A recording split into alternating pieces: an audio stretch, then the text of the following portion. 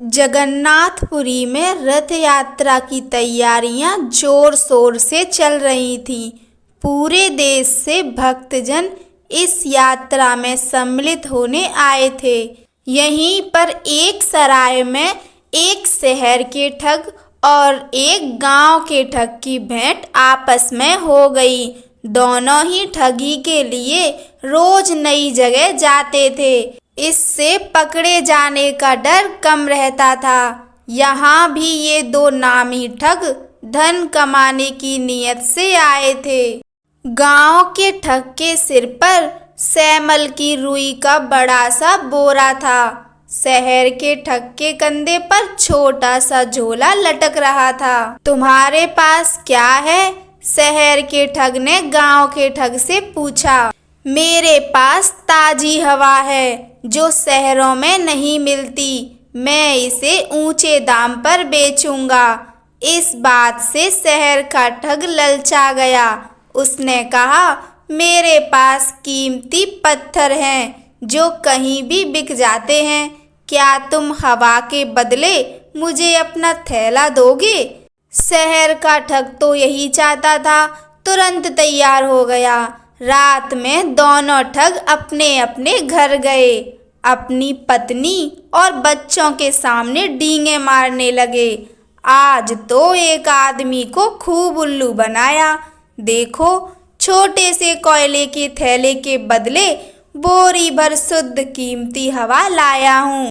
लेकिन जैसे ही बोरी का मुंह खोला, रुई चारों तरफ उड़ने लगी। दूसरे ठग ने जब थैला खोला और देखा उसमें कोयले थे, उसकी पत्नी ने ताना कसा, चलो आज ठग को भी किसी ने ठग लिया।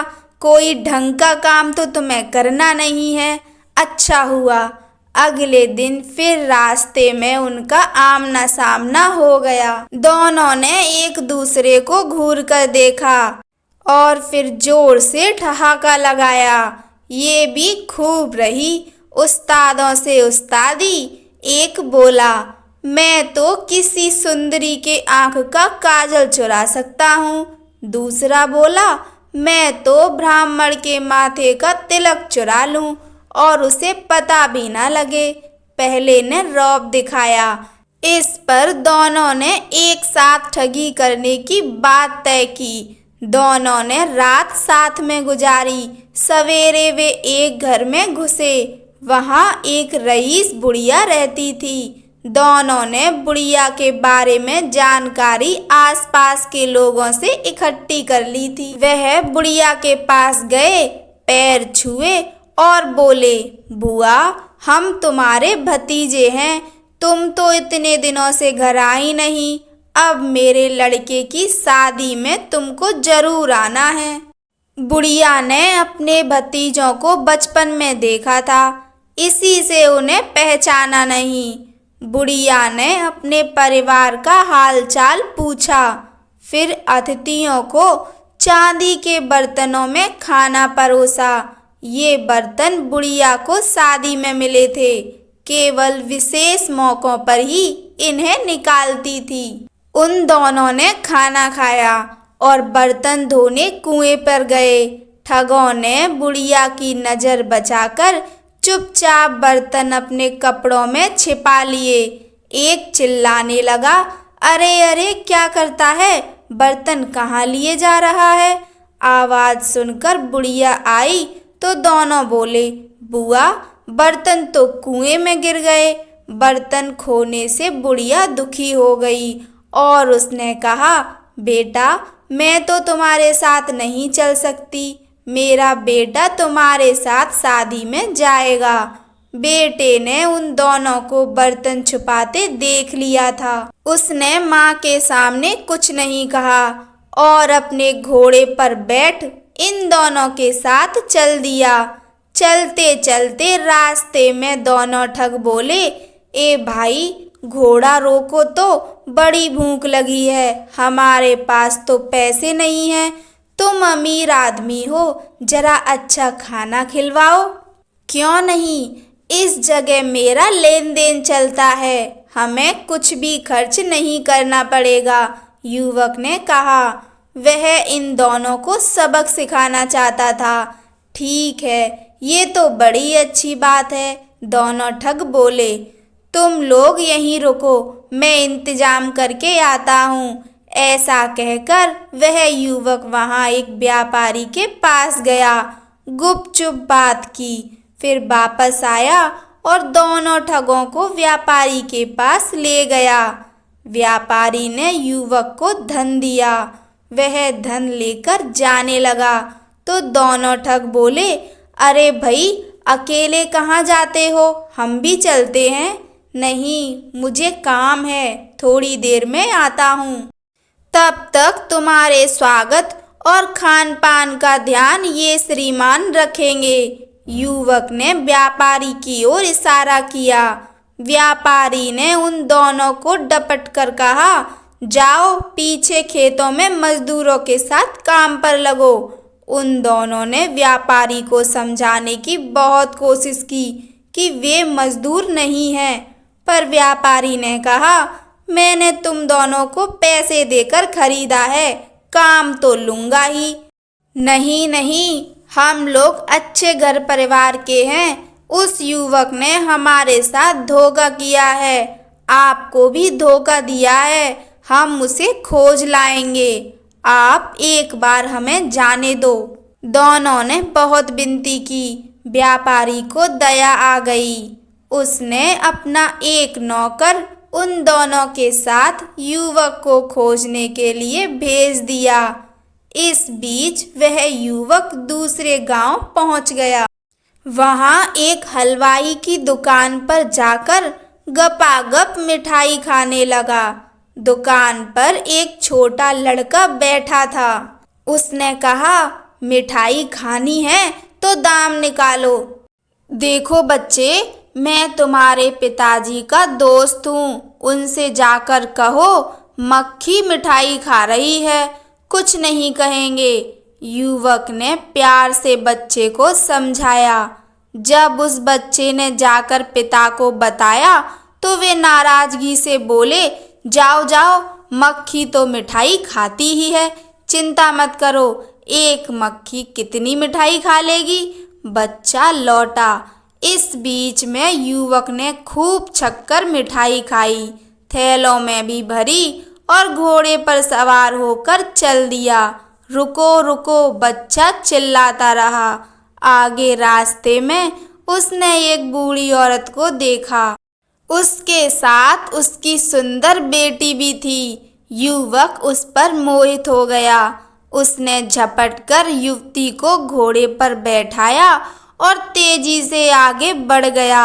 बुढ़िया रोती चिल्लाती उसके पीछे भाग रही थी। अम्मा, तेरी बेटी को बहुत प्यार से रखूंगा। हाँ, मेरा नाम याद रखना, जवाई राजा। बुढ़िया रोने चिल्लाने लगी। हाय मेरी बेटी, मेरी बेटी। लोग जमा हो गए। क्या हुआ पूछने लगे। वो मेरी बेटी को उठाकर ले गया। हाय, मैं क्या करूं? कौन ले गया तेरी बेटी को अम्मा? लोगों ने पूछा। जवाई राजा, बुढ़िया ने बताया। यह बात सुनकर लोग हंसने लगे और बोले, अरे यह तो खुशी की बात है, बेटी को तो एक दिन जवाई राजा के साथ जाना ही था, रोती क्यों हो? इस तरह रास्ते में सबको चकमा देता युवक सुंदर युवती को साथ लिए घर की तरफ लौट रहा था। एक जगह पेड़ के नीचे उसने घोड़ा रोका और वे दोनों थैले में से मिठाई निकालकर खाने लगे। पास ही राजघराने का धोबी कपड़े सुखा रहा था। उसने कुछ मिठाई उसे भी दी और बताया, ये मामूली नहीं, दिव्य मिठाइयाँ हैं। वहाँ झील के उस पार पेड़ पर उगती हैं, जितनी चाहे तोड़ लो, खुद भी खाओ और बेचकर पैसे भी कमाओ। धोबी उसकी बातों में आ गया और विनती की, कुछ देर आप मेरे कपड़ों का ध्यान रखना, मैं मिठाई लेकर जल्द ही लौट आऊँगा। जाओ, पर शीघ्र लौटना, हम अधिक देर नहीं रुक सकते हैं, युवक ने कहा। जब धोबी चला गया तो युवक ने राजघराने के कीमती वस्त्रों की गठरी बांधी, घोड़े पर लादी और युवती को बैठाकर चल दिया।